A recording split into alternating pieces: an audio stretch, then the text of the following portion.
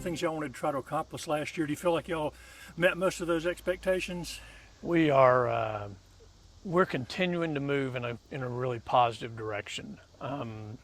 Academically, our focus on students and their next step, that's kind of our mission, our vision for our students to be prepared, whatever that means for them, to be ready for their next step, whether that's going from kindergarten to first grade or 12th grade to college and career.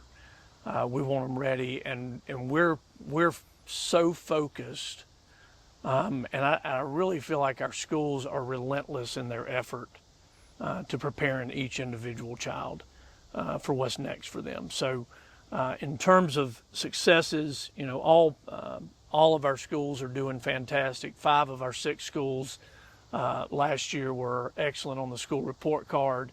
Our 6th one is good and moving quickly towards excellent as well. So we've got our fingers crossed that we're going to have 6 excellent this year.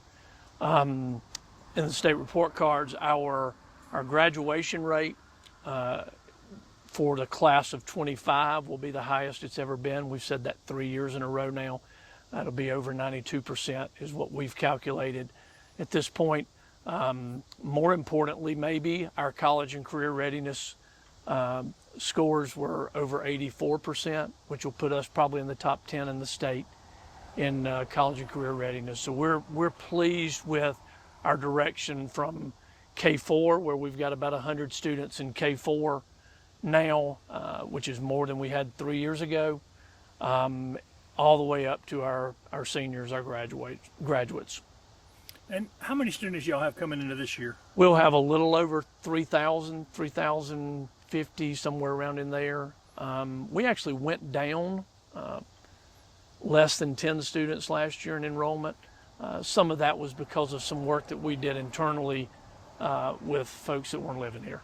And how about, you got any new principals or any new? No new administrative staff. All of our principals, assistant principals are still in place. All of our district level administrators are still doing their same work.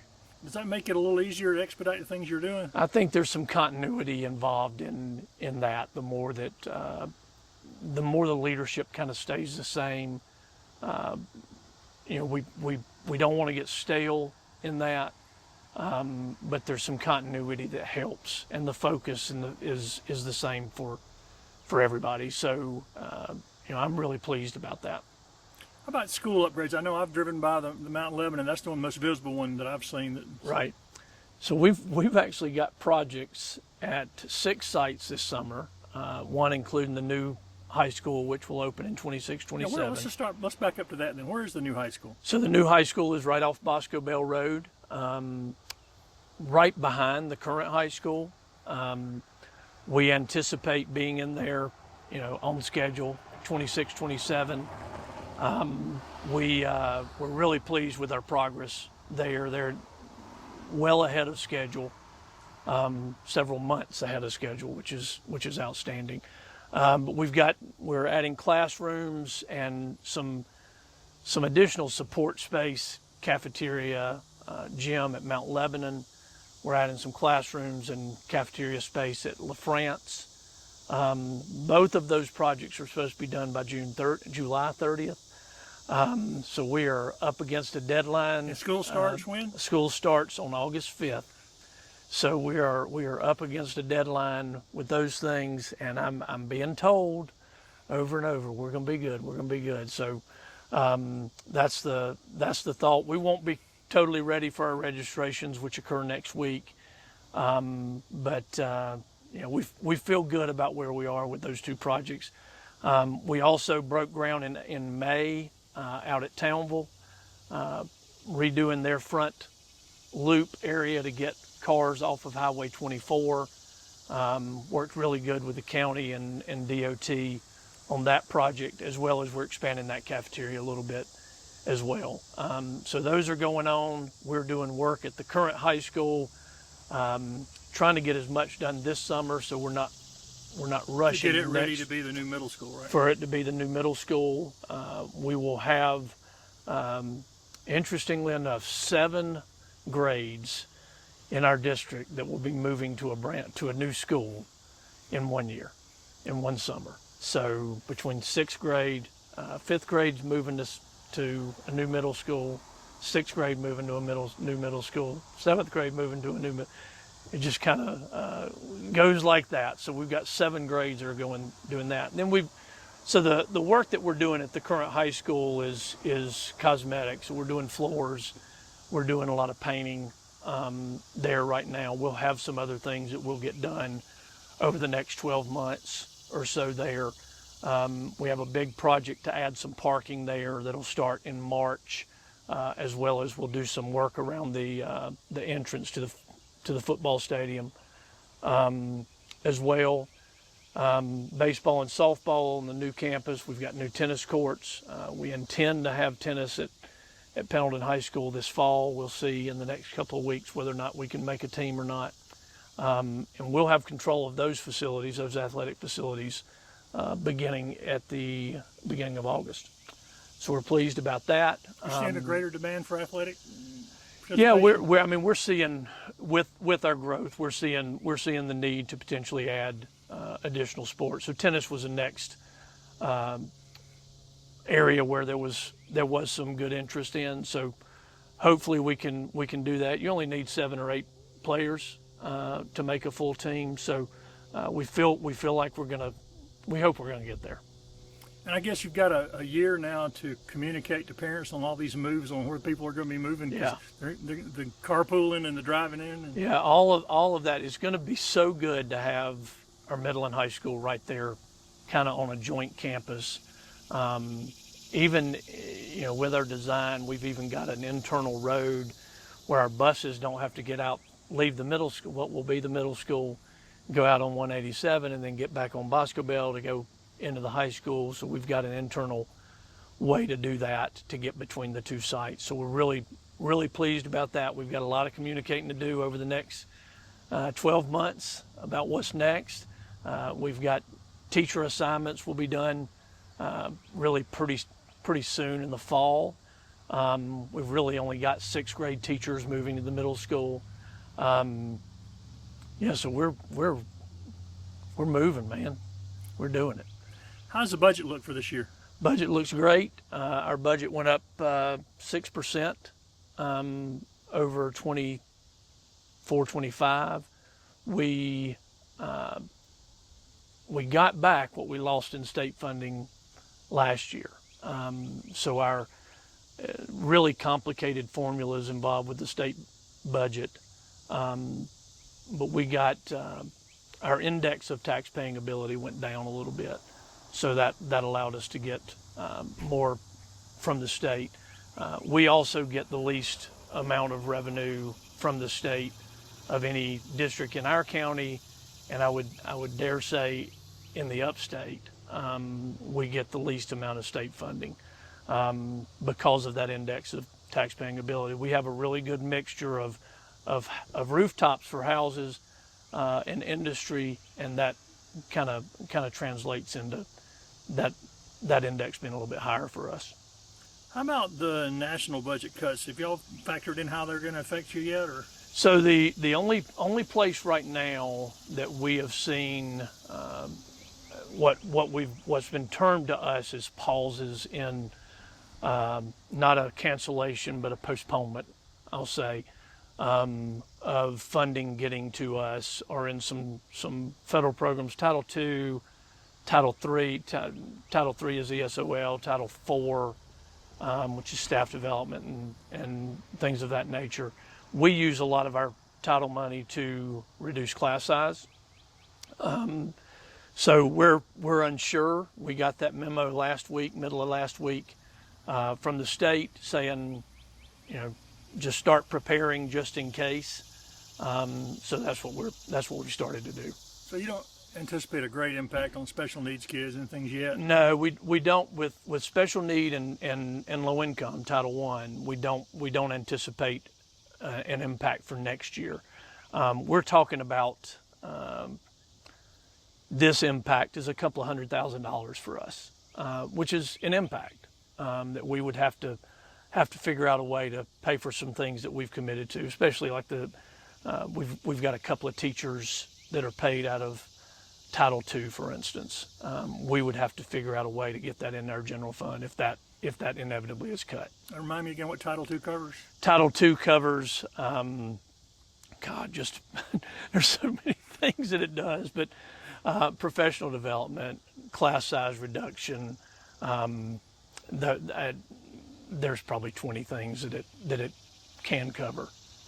We've hit on the class size reduction. We do a lot of class size reduction in Title I and Title II. Any impact on the free lunch program, or is that? We are still a district. All of our students eat free breakfast and lunch. We don't see an impact on that right now, and hoping that we're able to go on and apply pretty soon to continue that after this coming year. And that studies show that impacts student achievement, right? We have better participation, and we know when students are fed that they're going to be able to be more alert. They're not those fears about where's my next meal coming from. Which a lot of our kids, 60% of our students are students in poverty, and so yeah, we like the fact that we're able to do that, and our participation has shown that when given that opportunity, students are going to eat. You've talked about some facilities things. Anything else you and the board have identified as objectives y'all want to accomplish this coming year? So our next big thing, other than the facilities and continuing on this upward trajectory academically with our student achievement, is going to be what to do with Riverside Middle School. I will meet tomorrow with Tri-County Tech and the town. We've are going to try to do something jointly to discuss several different things in town here, but Riverside is part of that conversation. We will meet in the coming weeks. Our school board chair, Ms. Paulette Great, and our vice chair, Dr. Charles Privet, will meet with town manager, mayor, and council members to discuss several different things, partnerships with the town. Riverside's a big part of that. We want to make sure that we continue to honor the tradition and legacy of that facility. And it's the school district. So, whatever's done, the school district's going to have to be, and our school board and our community is going to have to be well aware of, and we want to make sure that we continue to honor the legacy of that facility. So it will be used for something for the community, but it's not sure yet. We're just not sure yet. We've got lots of ideas, and we've kind of intentionally not jumped in to a whole lot yet. But we believe we'll do the study with Tri-County and the town that we will have done will involve community folks here in town and the area to see what a best next use is going to be for the facility. And I don't want to guess at what that is right now. I saw you talk to the mayor a couple of weeks ago, and they've got challenges here. Tri-County has challenges. We have challenges around a lot of different things. But if we can partner together, maybe it'll be something we can do collectively. The county is proposing a referendum in November. How does the roads affect your bus transportation and those kind of things? All of our infrastructure affects us, and that goes from internet to water and sewage and everything. So the internet's really improved up here, right? It really has. Yeah. No, it has. The county's leadership with was it Upcountry and Blue Ridge has made a tremendous difference for access, and that doesn't mean everybody's taking advantage of it, but the access was an issue as we went through the pandemic, and we knew that. But the roads are really important to us. being able to have safe roads for our students. And we're working on with DOT to put a sidewalk access from Bosco Bell down to the current high school, which will be the middle school, because we've got students that are walking on the shoulder. And we want students to be able to walk to school, but we want them to be able to do it safely. So those things are really important to be able to do for our students. They can walk to town, here at Pendleton Elementary, they can walk easily down there, but it's a little bit harder everywhere else for all of our other schools. So yeah, wear out your buses and tires. Anything we can do to keep our buses maintained is going to be helpful for us, because we go down a lot of county roads, we go down a lot of state roads that are in need of improvement. I mean, even little bridges, that get wore out. Well, there's a third you can't use anyway. Yeah, exactly. So, yeah, anything we can do with roads, I think is going to be important. And I haven't seen all the stuff that they're going to do as part of that if it's passed. But I'm excited to be able to do that. I voted for it yes last year. So, okay, the one thing that I would add. Teacher retention's been a big topic over the last few years, and we have, because of teacher shortage, and we've done a really, really good job. Our schools, our HR department, our school board with salary and benefits have done a really good job of retaining our teachers.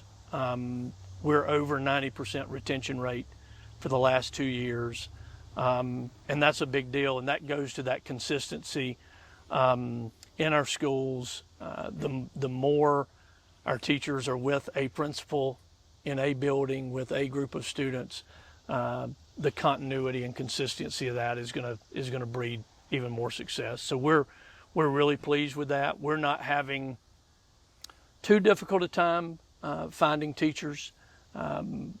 We have them come from other districts. We have them come from out of state. We hire brand new teachers as well. So when we post jobs, we're getting plenty of applicants, and we're very pleased with that.